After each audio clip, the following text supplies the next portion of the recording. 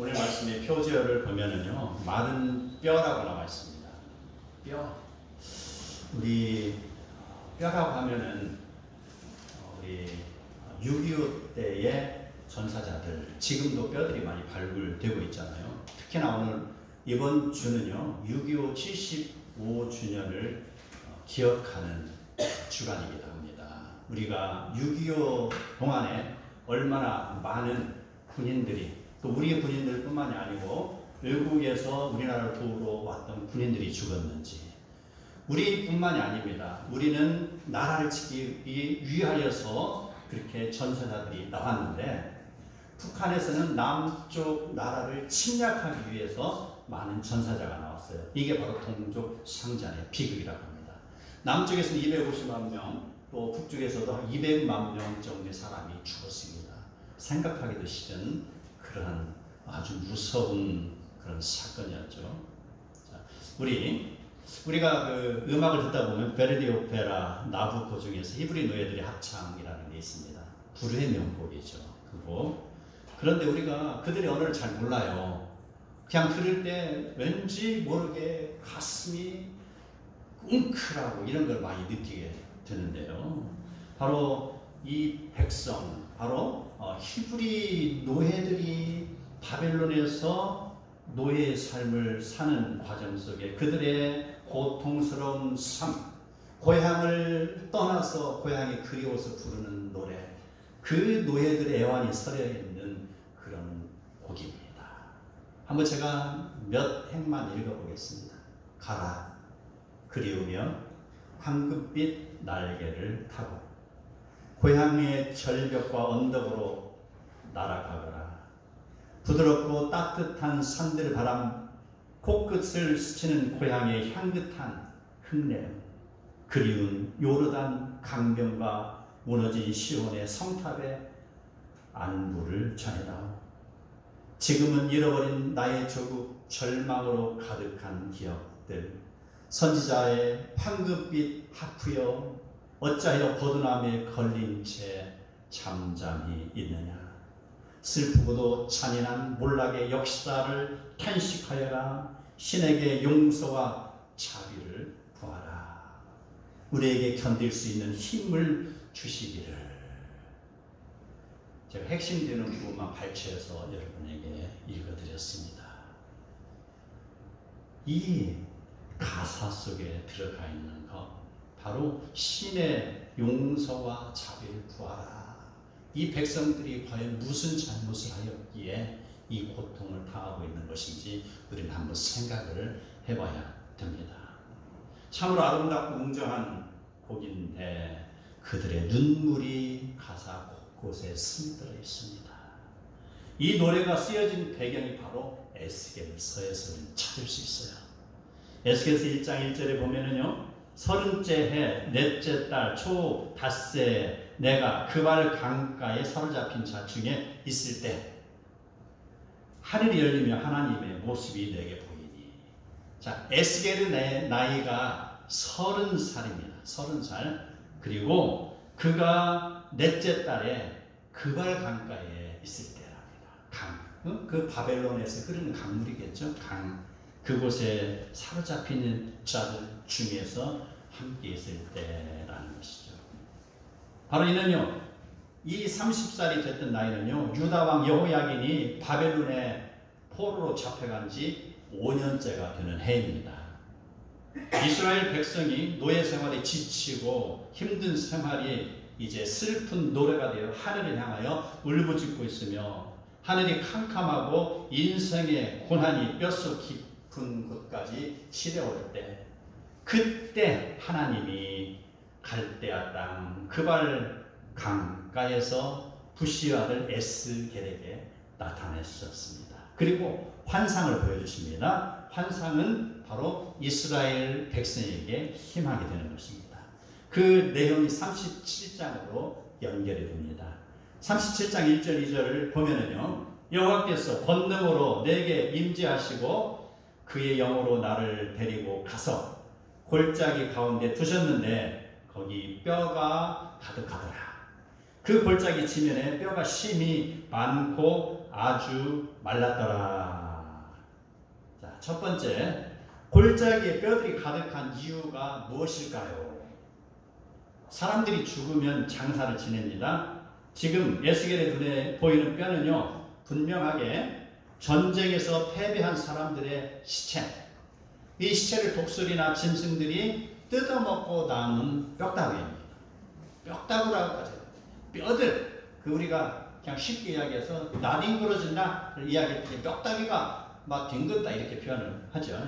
그런 상태. 그 뼈들이 세월이 지나면서 이리 쏠려다니고 저리 쏠려다니고 바람과 물길 따라서 한쪽으로 쏠리죠. 그리고 흩어져서 뒤엉켜 있는 모습을 우리는 상상해 볼 수가 있습니다. 왜 이런 일이 일어났을까요? 자, 그 이유를 우리는 신명기 28장 25절 26절에서 찾을 수 있습니다. 백성의 불순종 때문이라는 것이죠. 이스라엘이 하나님 앞에서 순종하면은 하나님이 약속했죠. 생육하고 번성하며 라고 했습니다. 그리고 온 지면을 너의 자손으로 채울 것이다 했습니다. 하늘의 별과 같이 바다의 모래알과 같이라는 것이죠. 이건 바로 하나님이 백성을 보호하신다는 약속입니다. 그리고 적들은 도망칠 것이다 이 내용입니다. 그런데 이스라엘이 하나님 앞에서 불순종하면 내가 적군 앞에서 패지니 이제 보호의 손이 풀려버리는 것입니다. 끈을 놓는다는 것이죠. 적들 앞에서 패할지니 그들을 치러 한 줄로 갔다가 7줄로 도망칠 것이다. 네 시체가 공중의 모든 새와 땅의 짐승들의 밥이 될 것이다 라고 분명하게 신명기 28장에 기록되어 있습니다. 하나님을 섬기면 하나님의 보호를 받을 것이지만 이스라엘이 하나님을 거역하였기 때문에 그들에게 저주가 주어졌던 것입니다. 그들의 불순종 내용을 보면은요, 22장 4절에 기록되어 있습니다. 네가 흘린 피로 말미암아 죄가 있고 네가 만든 우상으로 말미암아 스스로 더럽혔으니 네 날이 가까웠고 네 연한이 찼도다. 그러므로 네가 이방의 능욕을 받으며 만국의 조롱거리가 되게 하였노라 이 말입니다. 이스라엘의 피라는 거 바로 지도자의 폭력을 이야기하고 있습니다. 정권을 잡았으니까 이제 자기의 정적들을 처단할 것이고요. 자기 마음에 안 드는 사람들은 이리저리 귀향을 보낼 것이고요. 그 면직 박탈할 것이고요. 교도소 보낼 것이고 이런 걸 이야기하는 것이죠. 여호와 하나님께서 주신 그 권력을 그는 남용하고 소외되고 가난한 자를 이제 학대하고 있습니다. 안식일을 지키지 아니하고 오히려 안식일의 오락을 즐기며 하루를 보내는 사람들. 그뿐 아닙니다. 성적으로 문란하였고 불우한 이익을 얻고 이웃을 속여 빼앗는 착취를 하는 자들입니다. 바로 그걸 일컬어서 네가 흘린 피라 이렇게 표현하고 있습니다. 자, 두 번째 나오는 네가 만든 우상이라 라는 것. 바로 여호와 하나님을 섬긴다고 하면서 자기 마음에 드는 이방신을 섬기는 것. 그리고 하나님의 절대 가치를 그들은 이제 외면하고 있습니다. 절대 진리를 외면하고 있습니다. 자기 마음대로 생각하고 판단하고 행동에 옮기는 자들입니다. 자, 하나님 앞에서는요, 하나님의 명령에 절대 복종해야 되잖아요. 그런데 자기 마음에 드는 우상을 섬기고 자기가 섬기고 싶은 대로 섬기는 것이죠. 자기가 자고 싶으면 자고 그곳에 눕고 싶으면 누운 거고 쾌락을 즐기고 싶으면 즐기는 것이고요. 바로 우상은 뭐랍니까? 쾌락을 책동하는 게 우상이잖아요. 쾌락. 뭐 여러 가지 종류가 있겠지만 바로 인간의 말초적인 본능을 자극해서 그 인간들이 자기 종으로 삼는 게 우상인 것이죠. 그런 이유 때문에 그들은 하나님으로부터 보호받지 못하고 지금 바벨론의 포로로 끌려간 것입니다. 적들에게 처참하게 짓밟히면서 고통의 눈물을 흘리는 것이요. 이스라엘은 지금 회복 불능의 상태입니다. 이스라엘은 지금 죽음입니다. 디모데전서 5장 6절을 보면은요, 향락을 좋아하는 자는 살았으나 죽은 자라고 하고 있습니다. 하나님의 말씀을 따르지 아니하며 세상의 불의와 향락에 빠져있는 그들은 지금 육신의 몸은 살아있으나 영적으로는 모두 죽은 자들이라는 것이죠. 골짜기에 있는 뼈들이 심히 많고 아주 말랐다고 했습니다. 이 모습을 보고 인간의 생각으로는 회생불능하고 소망이 없는 그런 상태라고 표현합니다. 이스라엘은 지금 죽었습니다. 계시록을 보면은요, 이러한 사례가 나타납니다. 사대교회를 향하여서 이야기합니다. 네가 살았다 하는 이름은 가졌으나 죽은 자로다 라고 이야기하고 있습니다. 자, 삶과 죽음이 그냥 숨이 지금 붙어있고 숨이 멈췄다라는 개념을 넘어서 우리는 그것을 영적으로 바라봐야 하는 것이죠. 영이 죽었다는 것이죠. 죄악에 물들어 있다는 것입니다. 완전히 아웃됐다는 것이죠. 죄로 인하여서 바로 탈락됐다는 것입니다. 죽었다라는 것. 그런데 이제 그 죽음만 있는 게 아니에요. 삶도 있어요. 지난날의 죄악을 돌이키는 자에게는 바로 죽음을 생명으로 옮기는 복이 주어집니다. 우리는 잘 알고 있습니다. 집에 돌아온 탕자. 그 탕자를 향한 그의 아버지는 이렇게 이야기합니다. 내 아들이 죽었다가 다시 살아났으며 내가 잃었다가 다시 얻었노라 라고 이야기하고 있습니다. 바로 탕자 전에는 그가 죽음이었지만 그의 죄악을 깨닫고 회개하고 아버지의 앞으로 다가섰을 때 그는 아버지의 용서를 받는 자가 되는 것이죠. 그래서 전에는 죽었으나 이제 다시 내가 얻었노라, 이제 내 아들이 살았다라고 아버지가 표현하는 것입니다. 사랑하는 성도 여러분, 우리는 어느 편에 속한 사람입니까? 허구리만 멀쩡하고 살아있다는 이름만 가진 죽은 자입니까? 아니면 죽었다가 뉘우치며 아버지의 품으로 돌아오는 탕자입니까? 하나님은 사랑이십니다. 이사야 49장 15절 16절에 보면은 여인이 어찌 그 젖을 먹는 자식을 잊겠으며 자기 태어서 난 아들을 긍휼히 여기지 않겠느냐. 그대가 너를 내 손바닥에 새겼고 너희의 성벽이 내 앞에 있나니. 자기 자녀의 이름을 자기 손바닥에 새겼다는 거예요. 어느 부모치고 자기 아들이나 딸의 이름을 잊는 사람이 어디 있습니까? 자기 아들이나 딸이 멀리 도망쳐 있다 할지라도 그 자식의 이름은 가슴에 기록하고 있잖아요. 바로 이게 자녀를 사랑하는, 백성을 사랑하는 아버지의 마음입니다. 이스라엘 백성을 사랑하는 하나님의 마음입니다. 아멘. 그러한 이스라엘의 상태를 보여주신 하나님이 37장 3절에 보면 에스겔아, 이 뼈들이 능히 살 수 있겠느냐? 라고 질문합니다. 에스겔이 대답합니다. 주 여호와여, 주께서 아시나이다. 하나님은 하실 수 있다는 믿음의 고백이죠. 에스겔의 믿음의 고백을 들으신 하나님께서, 자, 두 번째 이야기입니다. 하나님이 에스겔에게 하나님의 말씀을 대언하라 라고 명령하십니다. 말씀을 대언하라, 말씀을 선포하라는 것입니다. 4절을 보면 너는 모든 뼈에게 대언하여 이르기를 너희 마른 뼈들아 여호와의 말씀을 들을지어다. 5절 주 여호와께서 이 뼈들에게 이같이 말씀하시기를 내가 생기를 너희에게 들어가게 하리니 너희가 살아나리라. 죽어있는 마른 뼈들에게 여호와의 말씀을 대언하라는 것은요, 생명에 아무런 흔적조차도 없는 마른 뼈에게 명령하여 생명을 수여하라는 것과 다를 바가 없습니다. 그 뼈들이 어떻게 변하고 진행되는가를 6절에 10절에 통하여서 에스겔에게 보여주고 있습니다. 에스겔이 하나님의 명령을 듣고서 마른 뼈에게 하나님의 이름으로 명하노니 마른 뼈들아 일어나라고 했습니다. 이것을 우리 다른 버전을 이야기합니다. Rise up Israel, Rise up Korea, Rise up 한국의 교회, 집사, 권사, 장로, 청년, 학생들이여 하나님의 말씀을 듣고 일어나라. 아멘. 아멘. 사랑하는 성도 여러분, 하나님의 말씀을 선포하시기 바랍니다.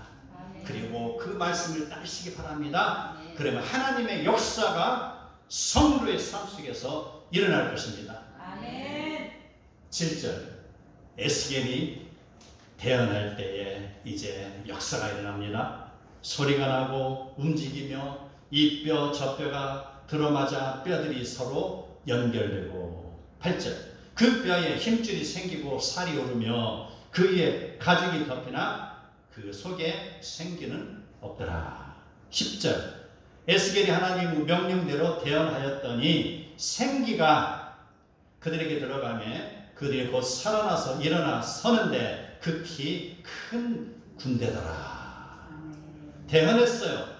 뼈들이 움직입니다. 맞아듭니다. 힘줄이 생기고 살이 올랐습니다. 그래서 이제 형상이 갖춰졌어요. 형상은 있는데 생기가 없어. 그래서 창세기 2장 7절에 보면은요, 하나님께서 흙으로 사람을 빌시고 그 코에 생기를 불어넣은 것처럼 바로 생기를 집어넣었다는 것이죠. 그래서 완벽한 뭐라? 육과 혼과 영이 되는 것이죠. 이게 바로 그러한 것들, 말씀에 의하여서 천하가 움직인 것처럼 말씀에 의하여서 이제 인간의 몸이 갖춰지는 것, 바로 말씀의 선포의 능력입니다. 바로 하나님께서 말씀을 통하여서 천지를 만드신 것처럼 말이죠. 히브리서 4장 12절에 보면 하나님의 말씀은 살아있고 활력이 있어 좌우에 날선 어떤 검보다도 예리하여 혼과 관절과 골수를 찔러 쪼개기까지 하며 또 마음과 생각과 뜻을 판단하신다고 하였습니다. 말씀을 의지하시기 바랍니다. 말씀을 선포하시기 바랍니다. 어둠이 있는 곳에, 죽음이 있는 곳에 말씀을 전하시기 바랍니다. 하나님의 역사가 일어나실 겁니다. 자, 세 번째, 에스겔에게 이러한 환상을 보여주신 이유가 분명 있습니다. 많은 뼈가 살아나는 환상을 보여주는 이유가 있다는 것이죠. 그 이유는 이스라엘 백성으로 하여금 이스라엘의 하나님이 여호와 하나님인 줄 알리기 위한 것이라는 것이죠. 바로 방랑하는 히브리 민족을 통하여서 하나님께서 역사하신 이 땅의 역사, 그 역사의 한 복판에 하나님께서 히브리 민족을 택하신 것이죠. 작디 작은 히브리 민족을 통하여서 역사를 움직이시는 것이죠. 역사의 한 중심에서 히브리 사람들이 진행하고 있는 것입니다. 그걸 통하여서 비록 작고 연약하고 보잘것없지만 그를 통하여서 하나님께서 이루신다는 걸 보여주시는 것, 그를 통하여서 하나님께서 영광을 받으신다는 것을 드러내는 목적이 있습니다. 그랬을 때 13절에 보면 내 백성들아 내가 너희 무덤을 열고 너희로 거기서 나오게 한즉 너희는 내가 여호와인 줄 알리라. 무덤을 열고 나온다는 것입니다. 바로 바벨론의 무덤을 박차고 나오라는 것이죠. 나오라. 70년의 기한이 차면 분명히 나올 것이다. 약속입니다. 그리고 다시 고국으로 돌아와서 바로 하나님의 나라를 건설하라 라는 명령이 되는 것입니다. 이스라엘 백성이 지금 그발 강가에서 목 놓아 부르던 가라 그리우며 황금빛 날개를 타고 고향의 절벽과 언덕으로 날아가리라 하는 그 노래, 그들의 간절한 기도와 소망, 이것이 하나님을 향한 외침입니다. 여호와 하나님께 영광이 되는 외침이 되는 것입니다. 네 번째, 하나님이 이 말씀을 에스겔에게 주신 것, 이것은요 지금 우리 민족에게 주시는 말씀입니다. 우리나라는 지금 어떠한 죄악에 빠져 있습니까?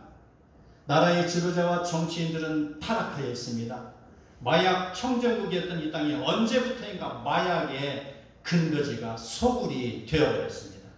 사치와 자살과 이혼과 이기적인 모습들이 이 땅의 백성에게 만연하고 있습니다. 정당하고 성실하게 돈을 벌거나 일할 생각보다는 어떻게든 많이 벌고 쓰기만 하면 된다는 생각에 온갖 불법이 만연하고 있습니다. 지금도 국회에서는요 동성애와 차별금지 악법을 통과시키려는 악 악한 자들의 음모가 진행 중에 있다는 것이죠. 이는 당시 이스라엘 종교 지도자들의 타락처럼 이 나라의 부정부패가 만연하고 있으니 참으로 안타깝기 그지없는 현실입니다. 그저 우리의 상황은요, 우리의 현실은 지금 죽음이에요. 죽음, 어떤 것으로도 우리가 용서받을 수 없는 죽음이라는 것이죠. 그럼에도 불구하고 하나님은 한국교회를, 성도를 사랑하십니다. 우리의 마른 뼈는 무엇입니까? 사업에 실패하여 속이 시커멓게 타버린 마음입니까? 사기당하여 재산을 모두 잃어버린 빈 통장입니까? 결혼 정년기를 놓쳐서 속이 시커멓게 타버린 노총각 노처녀입니까? 이 마른 뼈와 같은 우리에게 하나님이 물으십니다. 다시 살아날 수 있겠느냐? 인생의 모함과 질병과 고통과 실패와 파산 중에 있는 마른 뼈와 같은 우리에게 하나님은 지금 다시 살아날 수 있겠느냐라고 물어보고 계십니다. 6.25 전쟁을 인하여서 온 나라가 잿더미가 되고 백성의 마음이 무너졌던 마른 뼈와 같았던 이 나라를 살리신 하나님이 지금 2025년도 6월 22일 현재에 죄로 물든 우리에게 질문하고 계시는 것이죠. 다시 살아날 수 있겠느냐라고 말입니다. 세상 근심 걱정에 지치고 무너져 있을지라도 하나님을 향한 한 가닥의 믿음이 있다면 우리는 살아날 희망이 있습니다. 예수님이 다락방에서 제자들에게 성령을 받으라고 하신 것처럼 우리는 죄로 더러워진 마음을 회개의 물로 깨끗이 씻어내고 우리는 죄로 더러워진 마음을 성령으로 가득 채우고 하나님 앞에 나가야 될 것입니다. 아멘. 성령께서 그곳에 임하시고 충만함으로 채우실 것입니다. 작은 불꽃 하나가 큰 불을 일으키듯 작은 열정이라도 있으면 믿음의 큰 불을 기대하시기 바랍니다. 아멘. 사람의 생각은 이리저리 계산하고 따지고 그리고 포기할 수밖에 없는 경우가 많습니다. 그러나 하나님은 사람이 할 수 없다는 일을 행하시는 하나님이십니다. 능력 주시는 자 안에서라는 것, 능력은 바로 여기에도 포함이 되는 것이죠. 하나님을 바라보고 나오고 모이고 함께 손잡고 그 일을 행하는 자들을 통해서 하나님은 하나님의 일을 행하십니다. 이루십니다. 믿으시기 바랍니다. 아멘. 도둑이 오는 것은 도둑질하고 죽이고 멸망시키려는 것뿐이요 내가 온 것은 양으로 생명을 얻게 하고 더 풍성히 얻게 하려는 것이다. 이스라엘을 바벨론이라는 무덤 가운데서 살리신 하나님, 성도 여러분을 고난에서 살리실 뿐만 아니라 더욱 풍성한 열매를 맺게 하실 것입니다. 어떤 상황이든 어떤 형편이든 내가 잘못했든 아니면 내가 잘못하지 않았든지 지금 나의 형편이 마른 뼈와 같이 골짜기를 나뒹굴고 고난의 터널에 지쳐 있다면 사랑은 하나님을 향하여 기도하며 부르짖으시기 바랍니다. 말씀을 선포하고 따르시기를 바랍니다. 아멘. 그러면 하나님이 성도의 삶에 생기를 불어넣어 주실 것입니다. 아멘. 사랑하는 성도 여러분, 하나님을 향한 믿음을 가지시기 바랍니다. 그리고 천국을 향한 소망을 가지고 그리스도의 사랑을 실천하며 주님의 나라를 갖고 갈 때 마른 뼈들이 살아나 큰 군대를 이룬 것처럼 성도 한 사람 한 사람에게 성령의 역사가 일어날 것입니다. 성도의 움직이는 공간마다 믿음으로 채워지고 천국을 향하여 달려가는 성도의 걸음마다 천사들의 행진곡이 울려 퍼지며 성령 충만하고 아름다운 역사가 계속 일어나기를 축복합니다. 아멘.